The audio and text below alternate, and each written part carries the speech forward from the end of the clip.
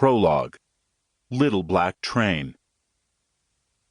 Blake snuck a glance over his right shoulder, trying to see into the darkness. There were 3 of them. No, now there were 4. He vaulted over a stream bed and raced up the hillside. That didn't deter them. Their pounding footsteps marked their close pursuit. So far he hadn't been able to shake them, nor had they shown any sign of giving up their chase. His shoes dug into the dirt path, pushing hard with each step. The way was slippery, and for a moment Blake lost traction. He fought for balance, and with a sharp intake of breath, steadied himself. He didn't dare slip. They'd be on him if he did. Blake reached the top of the rise and began sprinting. There was no way his pursuers should be able to keep up with him.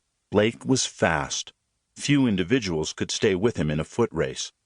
So how was it that he couldn't shake them? He shifted his head and dared another quick look behind. The pack seemed to be gaining on him.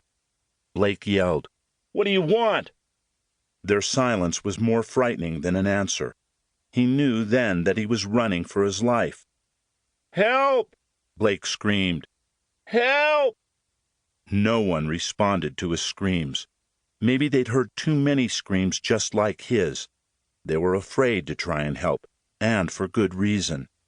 Oakley was looking more and more like a ghost town, especially at night. The citizens hunkered down when it got dark, except for the ghosts and ghoulies.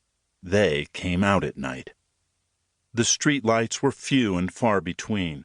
Most were in disrepair. Blake ran through the darkness trying to find the light. Even though he'd grown up in Oakley, it was hard to figure out exactly where he was. The darkness muted the colors, offering up a stark black and white landscape. The shadows had to be playing tricks with his eyes. The once familiar roads and woods and hollows seemed to have changed. Skeletal branches from the trees reached for him, snagging his clothing. The whistle of a train made him start. The sound was alien and out of place. You didn't hear trains in Oakley. The nearest train tracks were 10 miles to the west. That didn't explain the whistle he was hearing, or the music. A man with a deep bass voice was singing. Blake could hear the words through the pounding footfalls of his pursuers. "There's a little black train a-coming. Better set your business right."